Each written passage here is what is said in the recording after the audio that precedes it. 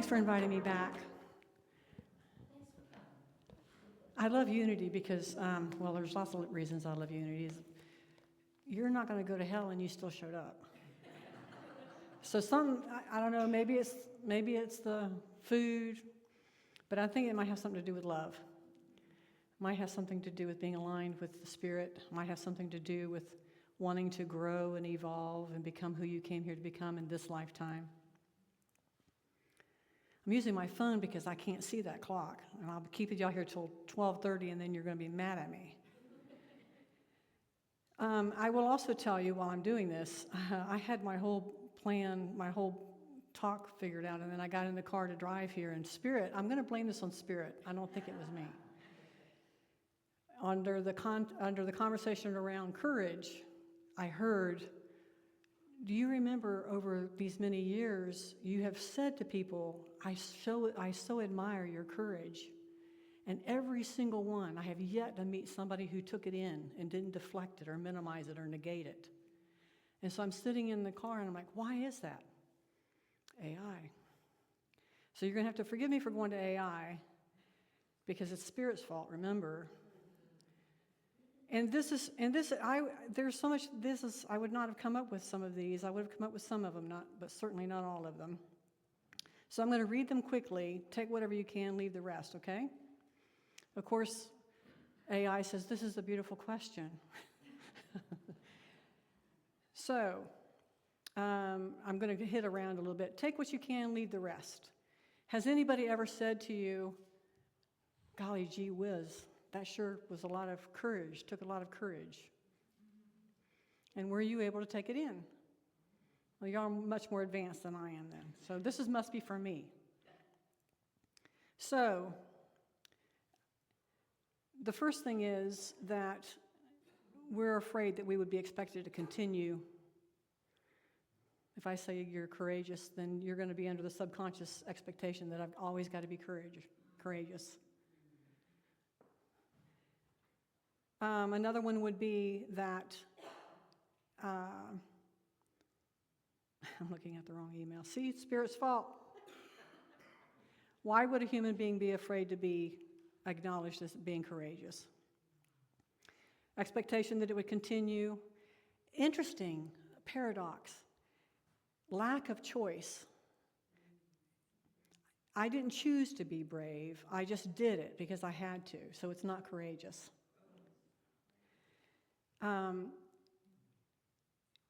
Again, acknowledging a choice, why they resist. Acknowledging it as courage implies that they had a choice in the matter. Why did I save my child from the burning fire? That was not courageous. There was no choice.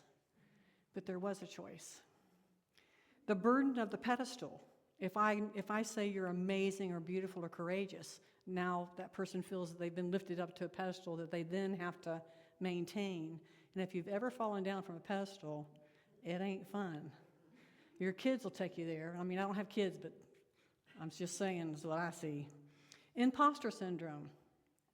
The internal logic is, you wouldn't call me brave if you knew how much I was shaking and how close I was to quitting. Again, that expectation that if you're going to be courageous, you're not going to be afraid. And it's completely opposite. Completely opposite. The deflection as safety. It is socially safer to say, oh, it was nothing. It's socially, I feel better being lower than I do. I have tapped into my courage. It's easier to maintain the used to who we used to think we are. We're used to being a certain way, but when we're all moving into our courage, and if you're not moving into your courage, you're in pain. And right now, we have to move into our courage.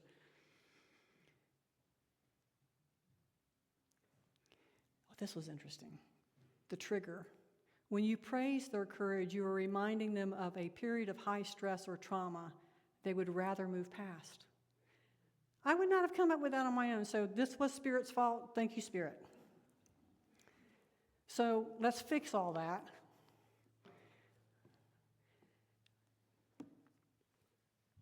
We're going to define courage throughout, of course, and I love some of this. Courage is the quiet agreement you make with fear to keep moving anyway. To choose to stay present when leaving would be easier. To act without witnesses, without armor, without assurance, and to let your heart remain open even when the outcome is unknown. It becomes between me and me.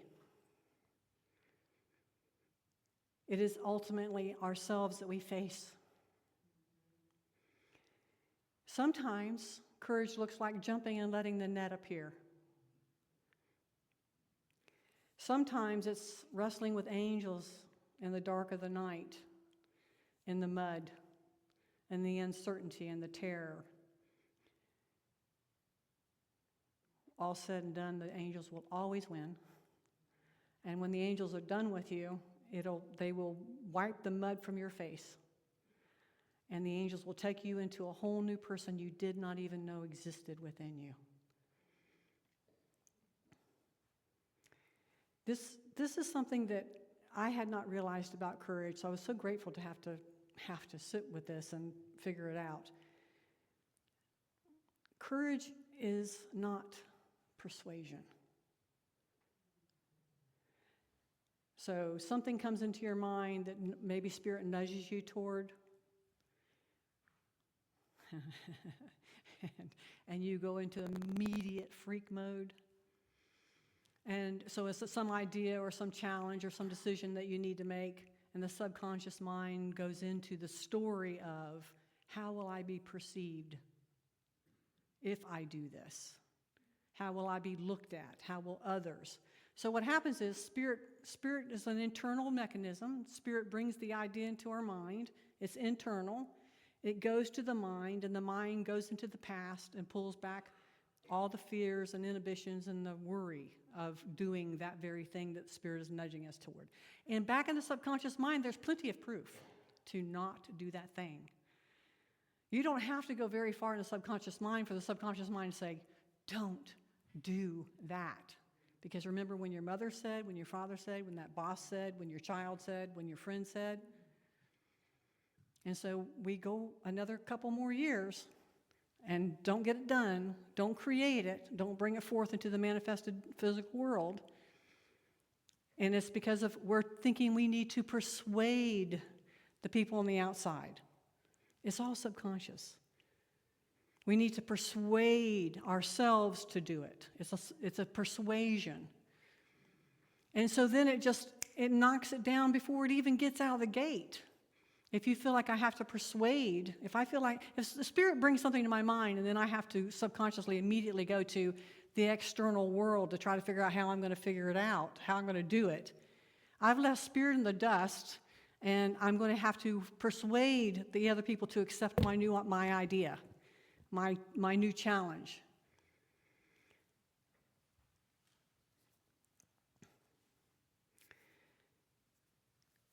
It is not a persuasion, it is a presence. Courage is a presence. This is all going to make sense, I promise you. Well, some of it's going to. Imagine a presence as courage. Imagine that, and I love unity being so centered on presence. Presence allows me to tap into my courage, and the moment that I tap into my courage, at that exact moment, I know I'm not going to leave, because I've taken presence into the courage to create the courage in order for it to bring into the manifested world. I don't start with courage. I start with presence. Courage is effect. Presence is cause. We'll talk more about that. Presence is the ground where courage stands on. Presence is the ground that courage stands on. Let's define presence. Presence is the capacity to remain consciously engaged with reality, internal and external, without turning away. Presence is the capacity, the ability, the place to remain consciously engaged with reality, either internal or external, without turning away. That's the sound effect of presence, by the way. In case y'all didn't know that. All right, so presence is an inner posture. Think of posture. It's an inner posture. I'm not trying to white knuckle it. It's there. It is already there. I don't have to manufacture it. It is already there. We came here with it. It's not avoidant by nature. Presence is willing to do.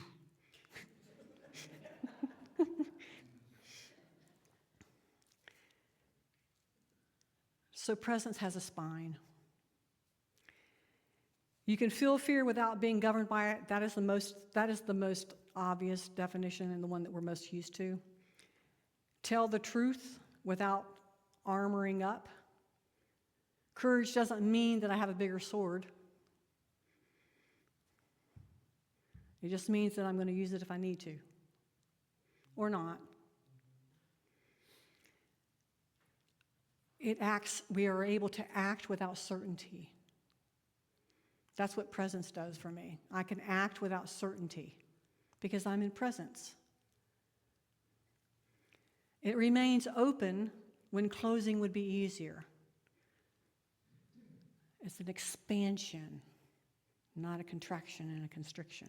When we feel the contraction and restriction, we know that we're out of presence and courage is not a possibility. Courage has gone away. And let's just play with a little bit of the subtleties of courage, what courage is. And they're simple. Some of them are so subtle. Staying in a difficult conversation. Does that take courage? You bet it does. Not retaliating. Isn't that interesting? Not retaliating is a sign of courage. If you have courage, you don't need to retaliate. You're in timidity. You are in weakness when you retaliate. Retaliation is a weak move. Vindictive is a weak move. It's powerless. Holding grief without numbing. Allowing yourself to be seen. That takes a lot of courage to be seen. It takes a lot of courage for people to see you and you be able to stand in your authentic place. And nanny boo-boo, this is who I am, and you deal with it. That's courage. It can be very subtle. Letting your children be in pain without trying to fix it. That's courage. To not reach and fix and make sure that they're not suffering because it makes you uncomfortable. You sit in that uncomfortable. Becoming intimate with the divine takes courage. If I'm intimate with the divine, I'm taking presence to presence. I'm taking me to me. As a show of hands, somebody, anybody, several somebodies, give me an instance of what you think courage is. Anybody. Be courageous. Authenticity. What? Authenticity. What else? Starting over. Excellent. Being honest. I don't know why. What did you say? I'm going to Costco to get hearing aids soon. But anyway, go ahead. Being honest. Yes. Yes. Yes. Can you? Yes, ma'am. For me, some mornings it's just getting up. Getting up. I love that. Thank you for that. Ryan? Trying something new. Thank you for that.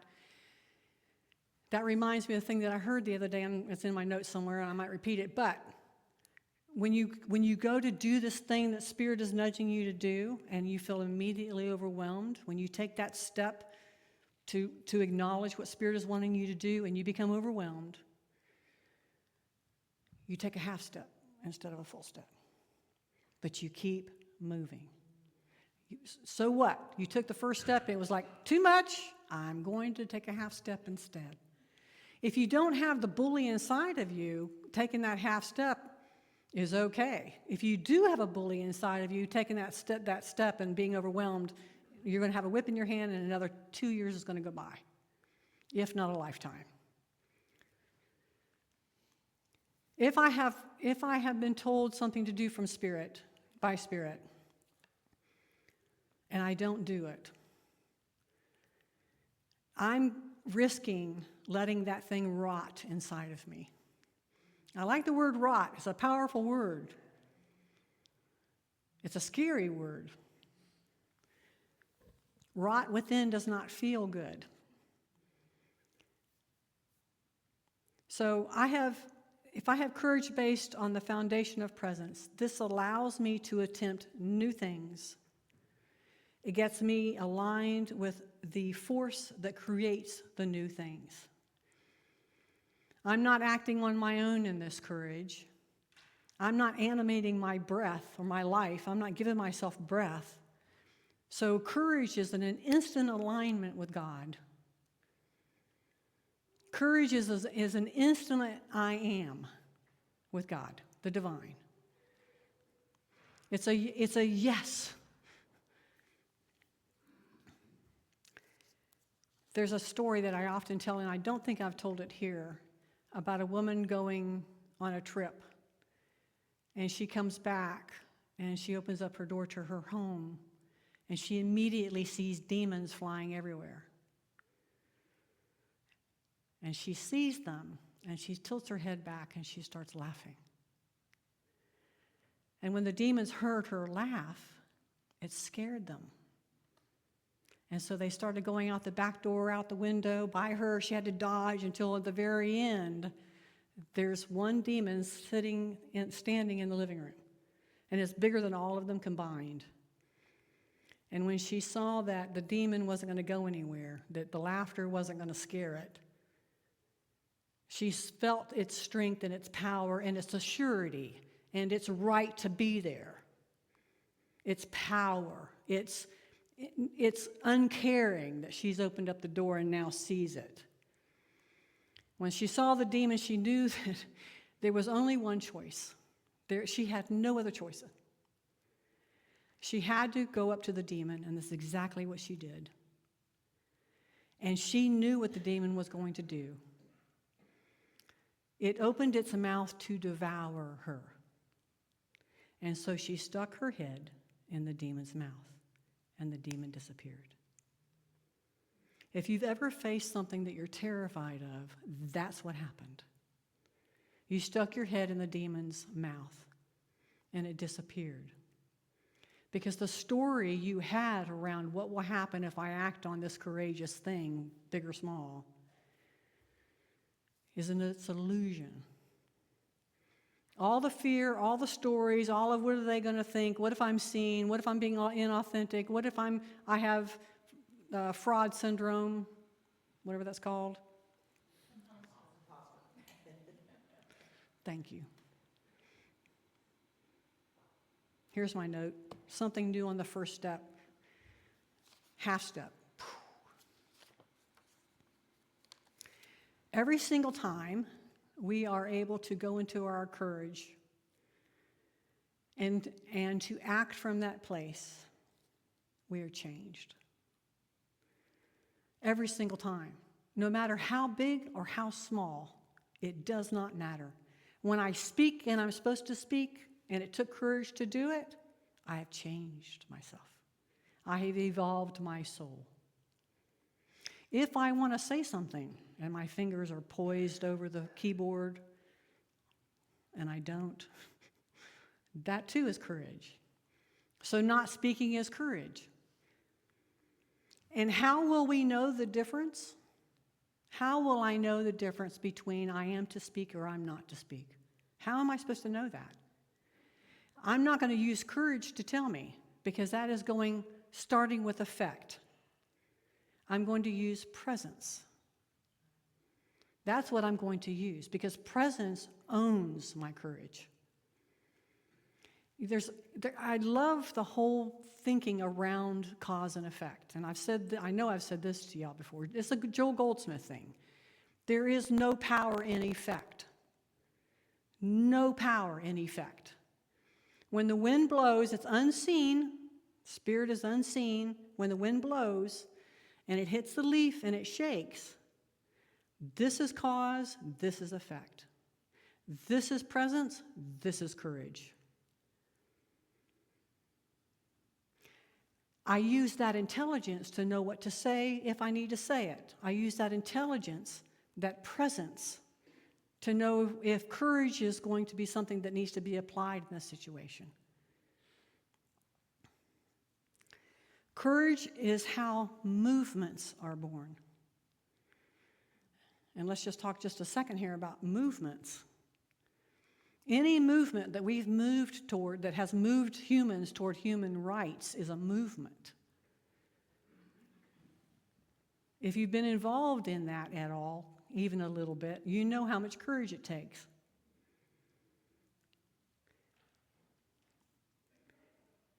Courage is how justice survives long winters. Now, you say people in Minnesota, well, like, they live in the winter. I mean, how much courage does it take to survive winter in Minnesota? For me, a lot. But they could say, well, this is just, I can't not do that, so why are you saying that it's courage? Well, you could move to Florida. But you're staying here because your family's here, your job is here, you're familiar with it, it excites you, you're getting fed by it. And so, but when you do want to leave because the winter's gotten too hard or too interesting and fearsome, you stay. And you fight the good fight of courage. And you join other people who do the same. And you have sheroes and you have heroes. And you have people that have gone before you that have stepped into their courage and owned their courage and their authenticity, their ability to tap into presence, doing things they did not even know were possible, finding things inside of them they did not even know existed. We came here with it. It can't go anywhere. It is the divine spark inside of us. And when we apply courage with loving intelligence, we got a game going on. Good game, powerful game. A one that restores my soul. I cannot be tapped into presence and courage if I'm holding any resentment against myself or others. I can, but I can tell you that tube that is very thin anyway, because I'm going to mix my metaphors. We're living in an eye of the needle energy. I have this picture in my head of me trying to get through the eye of the needle, and everything that's in the way of me getting there has got to be removed. It's got to be removed and let go of. I cannot carry animosity and resentment and judgment through that eye of the needle. It can't go. That little place that I've got to get into is going to require that I remove everything that is not spirit. I want my courage. I want to walk on this earth with courage. So that gives me a little bit of a carrot, doesn't it? To get through the eye of the needle and to maybe help others do the same, to help them find their courage, to help them not deflect when I say, you are so courageous for doing that. Well, I was just doing what I was supposed to. No, you're courageous. And I'm glad that you exist, and I'm glad that you're on this earth right now because we need you. We need you to go into your courage and bring forth whatever that can bring forth through your unique expression of the divine. We need you. However that is to be brought forth through your unique expression. Marianne Williamson always says, or miracles, Course of Miracles, nobody's special and everybody's special. We all are needed to be able to display that power. And we can laugh, too. And we can dance, too. I think Dr. Joe Dispenza talks about, I'm making up this story, but probably not. We'll see. And then I'm going to shut up. Have you ever seen Dr. Joe Dispenza Dispenza dance at one of his dance things? He dances like a white guy. Okay? And he knows it. But he tells a story about being, and he doesn't identify this was me standing at the edge of the party, not being willing to get out there on the dance floor and dancing, but I think it was him. Mary's going to correct me on this story. I know. I can just see it in her face. But anyway, he's dancing on the edge, and everybody's dancing, and they're having so much fun. But he knows he's not the greatest dancer in the world. He knows it. But now he dances. He still dances like a white guy, but he dances. He dances because he saw how much fun people were having, and he wanted to have it too. And he knew that the block that was there was his, and it was his to take care of. And he did. And may we all do the same. Thank you so much. Thank you. Thank you. Light of God surrounds us. The love of God